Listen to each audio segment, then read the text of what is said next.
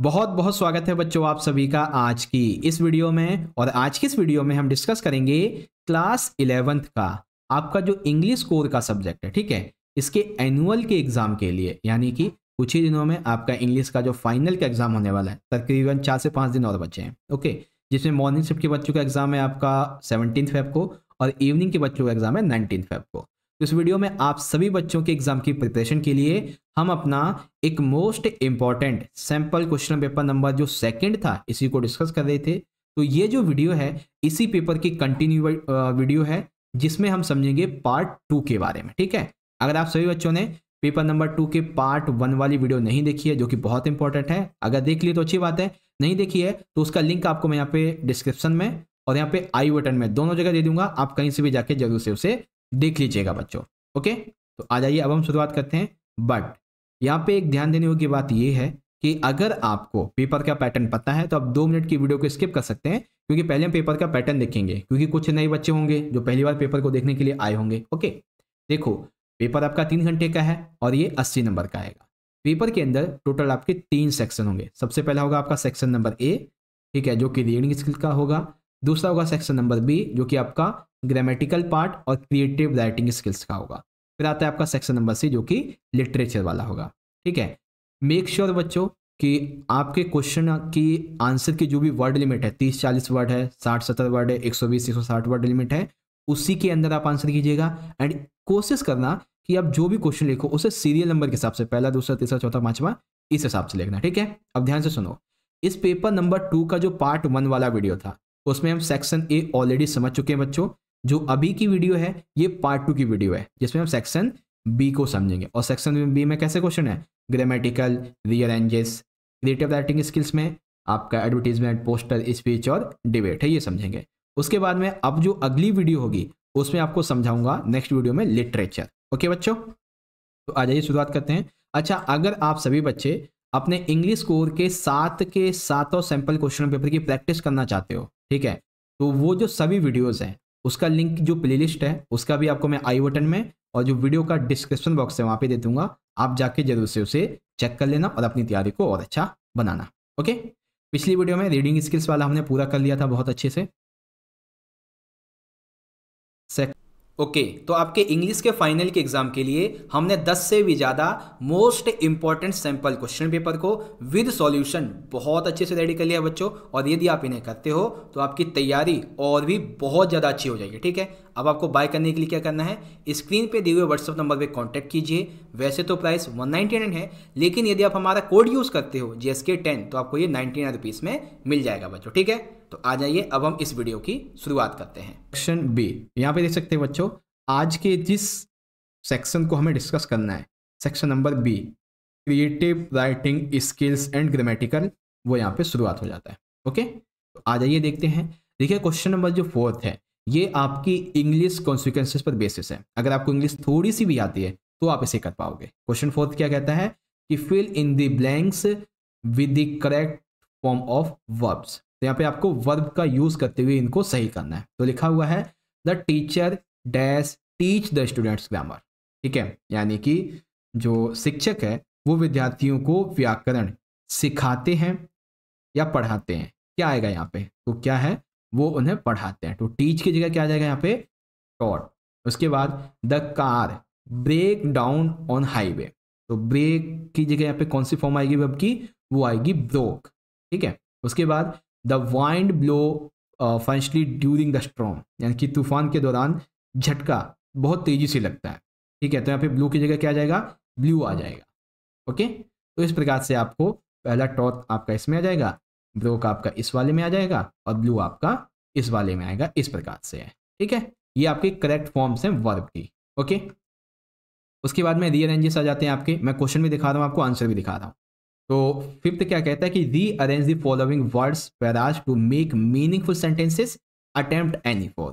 तो सबसे पहला है कि do get the forests from what we products. अब इसका सही मीनिंग क्या बनेगा कि what products do we get from forests. एक क्वेश्चन है ये बेसिकली, और क्वेश्चन क्या है कि वनों से हम कौन कौन से उत्पाद प्राप्त करते हैं। दूसरा, algorithm as hum data as whisper and connections bind. तो इसको कैसे बोलेंगे, connection bind us as data whispers and algorithms हम, यानी कि जो कनेक्शन है वो हमें डेटा बेसिकली प्रोवाइड करवाता है, एल्गोरिदम जो है इसके रूप में हमें बांधता है। उसके बाद में pencil scratch mind stage and knowledge as blooms, तो कैसे क्या बोलेंगे इसको हम करते हैं knowledge blooms as pencil scratch as mind race, यानी कि जैसे जैसे पेंसिल बेसिकली जो है स्क्रैच होती है वैसे हमारा दिमाग दौड़ता है, हमें ज्ञान मिलता है, जितनी ज़्यादा पेंसिल घिसती है उतना ही ज़्यादा। Glaciers melt, oceans rise as warnings and ignored, यानी कि वार्निंग्स जो है ये इग्नोर की जा रही है as glaciers melt and oceans rise, glacier के पिघलने और महासागरों के बढ़ने का कारण क्या है कि जो चेतावनी हमें पर्यावरण के बारे में दी जाती है हम उसको इग्नोर कर देते हैं। Innovation as source ethics lay consequences loom, consequences loom as innovation source outpacing ethics, यानी कि जैसे जैसे जो क्या बोलते हैं इनोवेशंस होते चले जा रहे हैं, ठीक है, ये हमारी नैतिकता पे भारी पड़ रहे हैं जिसके कई परिणाम हमारे सामने आते हैं। तो कोई 4 करने थे जो कि आपके लिए इंपॉर्टेंट है, जो कि मैंने आपको यहाँ पे बता दिए। ओके, अब देखो यहाँ पे अगला जो है question number 6।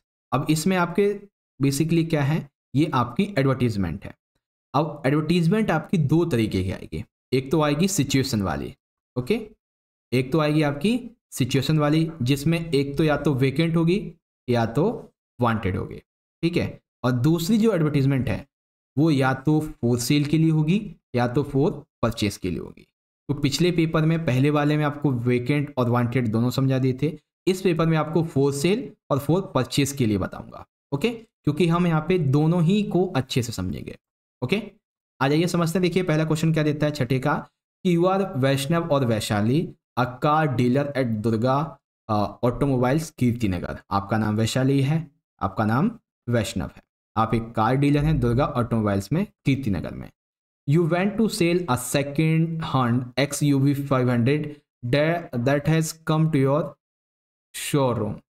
Draft an advertisement in 50 words to be published in a national daily newspaper.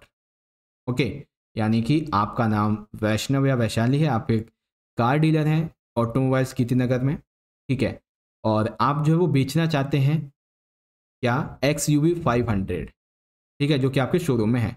तो आप इसके लिए एक विज्ञापन देना है आपको, कैसे लिखेंगे, तो विज्ञापन का टॉपिक क्या होगा, हमारा टॉपिक होगा फॉर सेल, क्योंकि हमारे पास में है।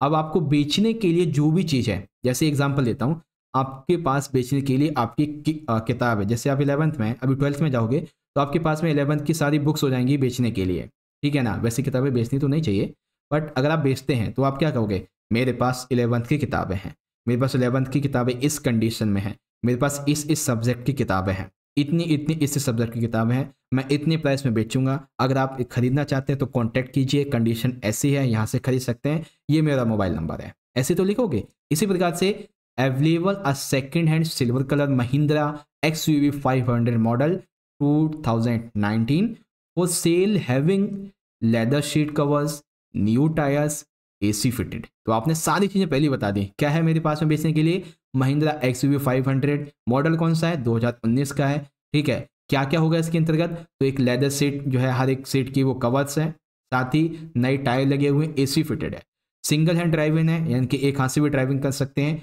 नॉन एक्सीडेंटल, कोई एक्सीडेंट अभी तक हुआ नहीं है, नॉन एक्सीडेंटल आपको मिलेगी ये, ठीक है, एंड माइलेज जो है वो 9 किलोमीटर का है, 8 डॉक्यूमेंट्स इंटैक्ट, यानी कि डॉक्यूमेंट आपको सारे मिलेंगे, इंश्योरेंस एंड PUC आपको हमारी तरफ से ही मिल जाएगा जो ऑलरेडी बनी हुई है, प्राइस क्या नेगोशिएबल है, मिलोगे तब हम बात कर लेंगे आपके हिसाब से, कॉन्टैक्ट करो इस जगह पे, ठीक है ना, और ये मोबाइल नंबर है। तो ये फॉर सेल का हो गया। सेकंड क्वेश्चन आता है कि परचेज करने के लिए, ठीक है, आपको यहाँ पे क्या करना है, आपको एक सेकंड हैंड कार जो है वो परचेज करनी है। तो अब हम परचेज के लिए क्या कहेंगे, अब हम परचेज के लिए हम बोलेंगे पहले तो फॉर परचेज टॉपिक क्या बोलेंगे, wanted a second hand black colour diesel wagon R should not be more than 3 years old. मैं चाहता हूं कि मुझे काले कलर की वैगन आर मिले, ठीक है, और मैं चाहता हूं कि ये 3 साल से ज़्यादा पुरानी ना हो, should have leather sheet covers AC, जो हमने सेल में बोली थी ना अभी, वही आपको यहाँ पे बता देनी है, ठीक है, लेदर सीट हो, स्टीरियो फिटेड हो, सिंगल हैंडेड हो, ड्राइविंग के लिए, माइलेज 9 किलोमीटर, 8 किलोमीटर, 10 मीटर हो, इंश्योरेंस होना चाहिए, उसका डॉक्यूमेंट सारे मिलने चाहिए, ठीक है। साथ ही एक्सीडेंटल जो है वो नहीं होना चाहिए, मतलब एक्सीडेंटल होना चाहिए, ओके। प्राइस जो है वो मिलके आपकी कार की कंडीशन हम देखेंगे, उस हिसाब से देख लेंगे। मेरा ये कॉन्टैक्ट नंबर है, आप मुझसे कॉन्टैक्ट कर लेना। ये एक स्पेसिफिक टाइम दे दिया कि भाई मुझसे इसी टाइम पे कॉन्टैक्ट करना, बस ये चीज़ है। तो जो चीज़ खरीदने में थी, मतलब बेचने में थी, वही चीज़ खरीदने में भी है, बस अवेलेबल और वांटेड इन 2 वर्ड का मतलब है बस, है ना। तो ये चीज़ें थी। अब अगला जो पेपर नंबर 3 होगा उसमें फिर से आपको वीकेंड और वांटेड समझा दूंगा, फिर से आपकी उसकी भी तैयारी हो जाएगी, ओके। चलिए, अब अगला जो क्वेश्चन है यहाँ पे है कि युवा सूरज और Surabhi of KGBB public school Haryana create an informative poster और importance of books highlighting their role in education, knowledge, activities and personal development in not more than 50 words. आपको एक जो बुक्स हैं इनकी इंपॉर्टेंस को बताते हुए एजुकेशन में, नॉलेज में एंड पर्सनल डेवलपमेंट में आपको एक पोस्टर डिजाइन करना है। आपका नाम सूरज या सुरभि है। देखो यहाँ पे हमने डिजाइन किया एक पोस्टर। वैसे तो देखो पोस्टर बनाना बहुत आसान है। पोस्टर के लिए आपको क्या करना है, आपको इसमें ड्राइंग बनानी है। आपको ऐसे सर्कल बना देना है, आपको ऐसे आयत बना देनी है, आपको ऐसे जैसे क्या बोलते हैं, कोई ट्री के ऊपर है, कोई पर्यावरण के ऊपर है, तो आपको ऐसे एक ट्री बना देना है ना। आप ये सर्कल ऐसे बना सकते हो, आप कुछ भी ऐसे ऐसे बना सकते हो, बस उसमें कुछ न कुछ बातें लिखी हुई होनी चाहिए। अब एग्जाम्पल के लिए यहाँ पे हमारा टॉपिक क्या है कि इंपॉर्टेंस ऑफ बुक्स। तो बुक्स के लिए हमारा टॉपिक हमने ले लिया है कि बुक्स आवर बेस्ट फ्रेंड्स। जो किताबें हैं वो हमारी सबसे अच्छी दोस्त है। एक कहावत है, डोंट जज a book by its cover, read it. किसी को भी उसके हुलिये से कभी भी मत आंको, उसको समझो। इसी प्रकार से किसी बुक को उसके कवर पेज से मत जानो, क्योंकि अगर उसका कवर पेज गंदा है तो भी उसका कोई मैटर नहीं है। मैटर ये है कि उसके अंदर जो लिखा हुआ है वो कितना इंपॉर्टेंट है। Read best, speak best, think best. जब आप अच्छा पढ़ोगे तभी आप अच्छा बोलोगे, तभी आप अच्छा सोचोगे। हमारे स्कूल में बहुत सारी 10,000 से भी ज़्यादा बुक्स हैं, आप इसे पढ़ो। बुक्स क्या करती हैं, तो ये हमें इंफॉर्मेशन देती हैं, हमारे लिए इंस्ट्रक्शन प्रोवाइड करवाती हैं, डिलाइटेड होती हैं, इनरिच यानी कि हमें खुशी प्रोवाइड करवाती हैं। व्हेन यू आर ग्लूमी और lonely, your best friend is a book. जब आप बहुत ही ज़्यादा उदास होते हो, चिंतित होते हो, अकेले होते हो, तो किताबें ही आपकी सबसे बड़ी दोस्त होती हैं। Make reading a regular habit. अपने पढ़ने की आदत को डेली की आदत बनाओ। Take a book a day, don't delay. एक बुक लीजिए, पढ़ना शुरू कीजिए, देरी मत कीजिए। Reading makes a ready man. अब जब आप पढ़ते हैं तो आप एक पढ़ाकू व्यक्ति बनते हैं और अच्छा सोचते हैं, आप अच्छा बोलते हैं, अच्छा समझते हैं। ये चीज़ें थी, ओके। सेकंड वाला कौन किसके ऊपर है? सेकंड वाला हमारा बेस्ड है यहाँ पे हाँ, ग्लोबल, एक सेकेंड, ये किस पर बेस्ड है? Design complete poster not more than 50 words, world yoga day. ठीक है, तो वर्ल्ड योगा डे मनाया किस दिन जाता है? बेसिकली ये 7 जून को मनाया जाता है, 21 जून को मनाया जाता है। ठीक है, तो वर्ल्ड योगा डे के लिए आप क्या कर सकते हैं, आप ये सर्कल बना सकते हैं। ठीक है, इस सर्कल में आप लिख देना वर्ल्ड। ठीक है, इस प्रकार से कुछ ऐसा सा बना देना जिससे ये हो जाएगा कि ये पूरी दुनिया है। ओके, मेक श्योर पोस्टर में एक चीज़ जरूर बनाएंगे, पूरी बातें लिखने के बाद में आपको एक जो क्या बोलते हैं उसको बॉक्स में जरूर रखना है, पूरी बातें लिखने के बाद में। ओके, अब जैसे मैंने ये मैप ले रखा है तो यहाँ पे लिख दिया वर्ल्ड योगा डे। कब मनाया जाता है? 21 जून को। स्कूल में कब मनाया जाना है? तो स्कूल में अगले अभी जो 21 जून आएगा 2024 को तब मनाया जाएगा। ठीक है, कब से कब तक? 10 से 2 बजे तक। ठीक है, towards yoga all styles all nations all peoples, यानी कि 2 घंटे के लिए योगा है, सभी के लिए है, सभी राष्ट्र के देश के जो नागरिक हैं उनके लिए, सभी लोगों के लिए है। 24 world wide yoga practice for human rights, यानी कि मानवाधिकारों के लिए हम 24 घंटे के लिए एक योगा प्रैक्टिस करेंगे। ज्वाइन कीजिए हमें। उसके बाद में किसके द्वारा ये जारी किया गया है? जैसे कोई एजुकेशन मिनिस्ट्री है, एनवायरमेंट मिनिस्ट्री है, तो वो भी आप यहाँ पे नीचे लिख देंगे अगर क्वेश्चन में दिया गया है तो, वरना नहीं। ओके, तो ये कॉन्सेप्ट था आपका, आई होप आप समझ गए होंगे। आगे बात करें अब हम। ओके, अब यहाँ पे आता है हमारा अगला क्वेश्चन जो कि है क्वेश्चन नंबर 8। यहाँ पे क्या करना है? The sports in charge of your school has asked you to deliver a speech on the value of games and sports in life. तो आपको क्या करना है, एक स्पीच देनी है मॉर्निंग असेंबली में, किस टॉपिक पर based, the value of games and sports in life, तो जीवन में खेलों के महत्व को लेके। अब स्पीच जब आप देने जाते हैं तो आप कैसे बोलते हैं, शुरुआत आप कैसे करते हैं? सबसे पहले तो आपका जो टॉपिक है, टीचर बोलते हैं कि देखिए अब इस क्लास का ये बच्चा आपके लिए the value of games and sports in our life, इसके ऊपर एक स्पीच देगा। अब बच्चा माइक पकड़ता है तो कैसे बोलता है? Respected principal, worthy teachers, and my all dear friends. Today I am going to express my views on the value of games and sports in our life. आप यहाँ पे फ्रेंड्स के बाद में लगा सकते हैं गुड मॉर्निंग, ठीक है। उसके बाद में आज मैं अपने जो विचार है वो खेलों की महत्वता के ऊपर देने वाला हूँ। Dear friends, sports is a natural instinct in man, यानी कि जो खेल है वो मनुष्य की एक स्वाभाविक प्रकृति है। Okay, it is most ancient and most natural means of recreation and fitness for him. ये बहुत ही प्राचीन है और प्राकृतिक है, जो कि हमारे लिए बहुत ज़्यादा जरूरी है स्वास्थ्य के लिए। Besides being the best means of health and fitness, it is sure way to kill boredom and stress in modern day life.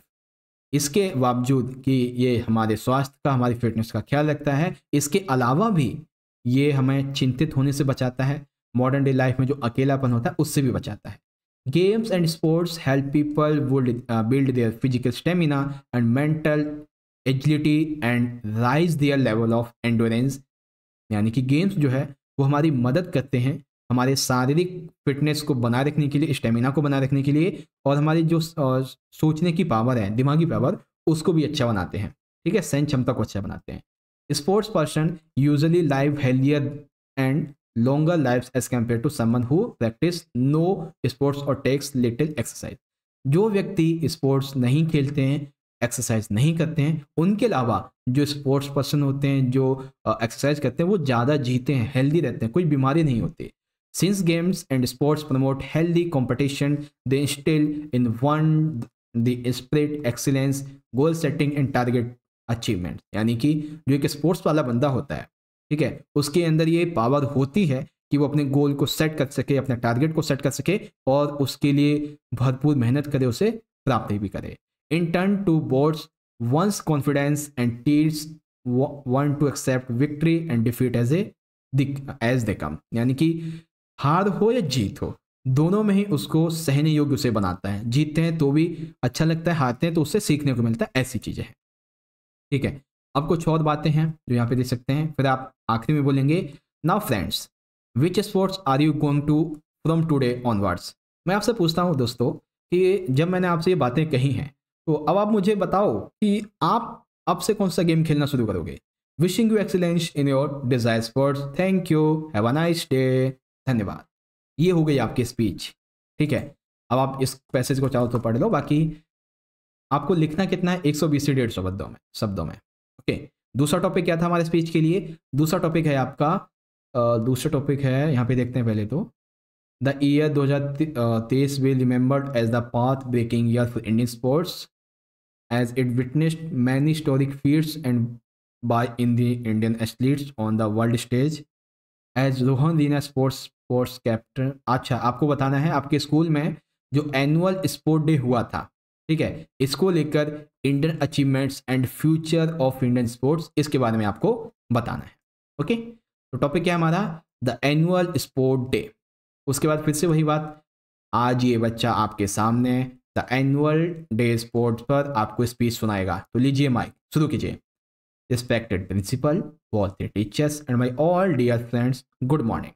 Today I am going to express my views on the topic of the annual sport day highlighting Indian achievements and the future of Indian sports।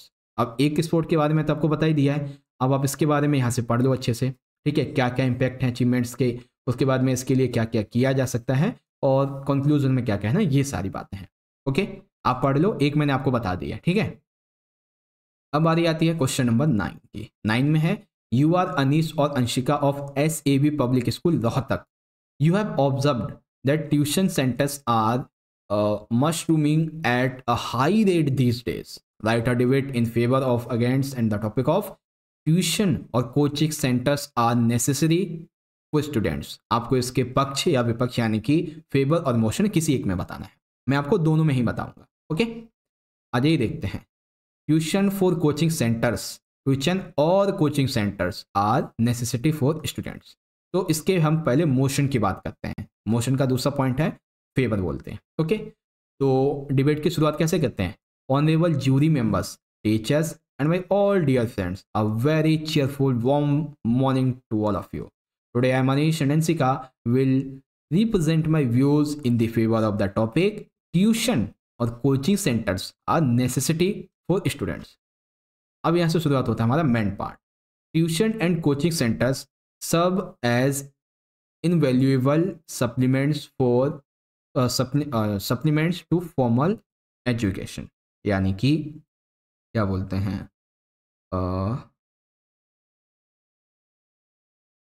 Tuition और coaching centre जो हैं वो औपचारिक शिक्षा के लिए बहुत ही अच्छे हैं। In a traditional classroom settings teachers often face challenges in addressing individual learning needs due to large class size। Normally क्या होता है कि स्कूल में ये जो एजुकेशन सिस्टम है इसमें 50-60 बच्चे बैठे होते हैं।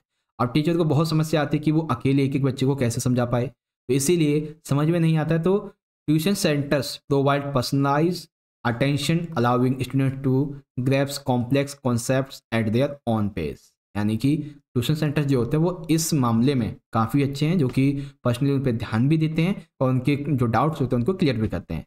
एडिशनली और साथ ही they offer a conducive environment for focused learning, minimizing distraction that students may encounter at home। यानी कि घरों में जो उसको क्या बोलते हैं डिस्ट्रैक्शंस होते हैं पढ़ाई के दौरान, तो ये जो ट्यूशन सेंटर्स होते हैं वो उससे डिस्ट्रैक्शन से दूर रखते हैं और एक ऐसा एनवायरनमेंट देते हैं जहाँ पे पढ़ाई की होड़ लगी हुई होती है, तो वो भी बच्चा ज़्यादा से ज़्यादा पढ़ता है।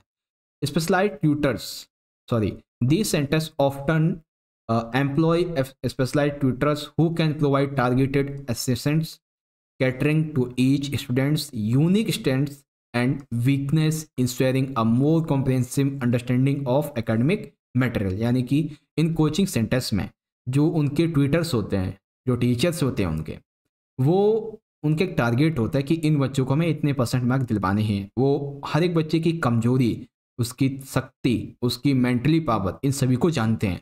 उस हिसाब से उनके लिए टेस्ट, उनके लिए क्लासेस, उनके लिए आंसर को समझाते हैं। Moreover tuition centres play a visual role in exam preparation. ये हमारे एग्जाम प्रिपरेशन बहुत अच्छा रोल प्ले करते हैं। Offering tailored strategies to tackle specific subject and exams. वो अपने हिसाब से हर एक सब्जेक्ट की हमारे सामने कुछ टेक्निक्स लाते हैं, स्ट्रेटजीज लाते हैं, जिससे हमारी तैयारी और अच्छी होती है। The additional practice and exposure to diverse problem-solving methods enhance a students' confidence and academic performance। यानी कि उनकी जो स्ट्रेटजीज वगैरह होती हैं और जो एडिशनल प्रैक्टिस होती है, इसकी वजह से हमारी तैयारी अच्छी हो जाती है। बियॉन्ड एकेडमिक्स के अलावा coaching centres often instil discipline, time management and effective study habits, fostering holistic development. यानी कि अगर हम एकेडमिक्स को छोड़ दें तो इसके अलावा भी वो हमें डिसिप्लिन में रहना सिखाते हैं, टाइम मैनेजमेंट में रहना सिखाते हैं, और पढ़ाई को और अच्छा कैसे किया जाए, स्टडी को और हैबिट अच्छी कैसे बनाया जाए, वो भी हमें सिखाते हैं। In a competitive education landscape where students strive for excellence, tuition centres become a necessary support system contributing significantly to a student academic success and overall growth. यानी कि जब हम बात करते हैं कि किसी गवर्नमेंट एग्जाम की तैयारी की, तो उस चीज़ में ट्यूशन सेंटर बहुत ज़्यादा इंपॉर्टेंट होता है। आप कोटा चले जाओ, ठीक है, आप दिल्ली के मुखर्जी नगर चले जाओ, वहाँ पे ये ट्यूशन सेंटर एक बहुत मास रोल प्ले करते हैं, ठीक है। उसके बाद थैंक यू। तो ये कोचिंग सेंटर, ट्यूशन सेंटर क्यों नेसेसरी हैं बच्चों के लिए, ये बताएगा। अब वहीं इसके मोशन की बात करते हैं। अगेंस्ट द मोशन, यानी कि इसके अगेंस्ट में बात करनी है। तो शुरुआत तो वैसे ही होगी। Honourable jury members, teachers and my all dear friends, a very cheerful warm morning to all of you. Today I, Anish and Ansika will present my views against the motion of tuition और coaching centres are necessary for student. लिखेंगे, tuition और coaching centres while popular may not be essential for every student. Tuition और जो coaching centre होते हैं ना, अगर एक बार पॉपुलर हो गए तो ये उसके बाद में फिर स्टूडेंट के लिए सही नहीं होते हैं।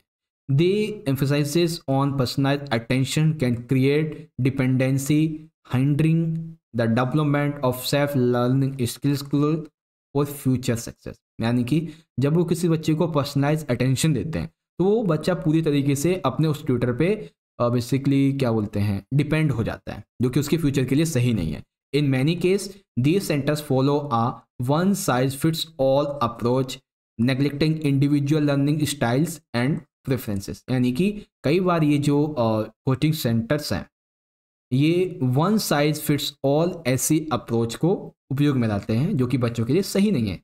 Students may find themselves overwhelmed with academic pressure, learning to burn anxiety and diminished love of learning। यानी कि ये जो कोचिंग सेंटर्स हैं वो बच्चों पे इतना प्रेशर डाल देते हैं, एकेडमिक प्रेशर डाल देते हैं कि उसे बहुत ज़्यादा चिंता, एंग्जाइटी और डर सताने लगता है। जहाँ उसे स्टडी से प्यार होता है वहीं उसे नफरत से होने लगती है कि मुझ पर इतना बर्डन डाला जा रहा है।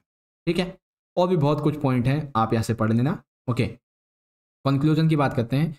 While tuition centres can benefit certain students. यानी कि हाँ ये बात ठीक है कि कुछ बच्चों के लिए बेनिफिट होते हैं, but they are not a universal necessity. यानी कि पूरी तरीके से ज़रूरत नहीं है इनकी। And the focus should be on enhancing the effectiveness of main stream education to ensure equitable learning opportunities for all. यानी कि कोचिंग सेंटर के अलावा हमें स्कूल में ही रह के अपनी पढ़ाई को इस प्रकार से करना चाहिए कि हम किसी भी प्रकार के डिस्ट्रैक्शन से ना भटकें। उसके बाद थैंक यू, ये हो गया आपका कॉन्सेप्ट। ओके, तो इस प्रकार से आपकी जो डिबेट थी वो भी हमने यहाँ पे अच्छे से कंप्लीट कर ली है। ओके, अब यहाँ पे आएगा बच्चों आपका सेक्शन नंबर सी, जो कि आपका लिटरेचर वाला पार्ट रहेगा। ठीक है, इसकी आपकी पार्ट 3 वाली वीडियो भी बहुत जल्दी आ जाएगी। ओके, अब आप सभी के लिए एक इंपॉर्टेंट अपडेट है, ध्यान से सुनो। आपके इंग्लिश के लिए हमने टोटल जो है वो 10 most important sample question paper ready किए हैं, और अगर आप इनकी प्रैक्टिस करते हो बच्चों तो आपकी तैयारी इंग्लिश की और बहुत अच्छी हो जाएगी, जो कि आपके कुछ ही दिनों में एग्जाम जो है ना उसके लिए बहुत अच्छा है। ठीक है, अब आप इन सैंपल पेपर को बाय कैसे कर सकते हो, तो मैं आपको एक नंबर बताता हूँ। नंबर है आपका 8595519430। ये एक व्हाट्सअप कॉन्टैक्ट नंबर है, केवल इस पर आप मैसेज कर सकते हैं। ठीक है, मैसेज करके आप अपनी जो रिक्वायर्ड है, ठीक है, रिक्वायरमेंट है आपकी, जैसे आपको इंग्लिश के 10 सैंपल पेपर चाहिए तो आप मैसेज में लिख दो हाय मुझे इंग्लिश के 10 सैंपल पेपर चाहिए, फिर आपको वो प्राइस बता देंगे। वैसे प्राइस तो 199 है, बट हमारा एक स्पेशल कोड है।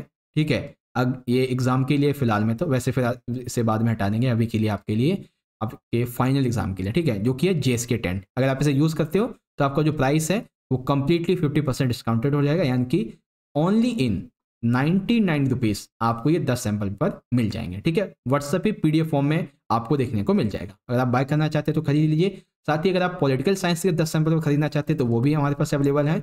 उनका प्राइस भी 99 है, बट कोड यूज़ करोगे मतलब 199 है, कोड के साथ में 99 का है। अगर आप इंग्लिश के और पॉलिटिकल के एक साथ खरीदते हो तो ये प्राइस आपको पड़ेगा ओनली 190 का, यानी कि 10 रुपये की आपकी भारी छूट और मिल गई आपको।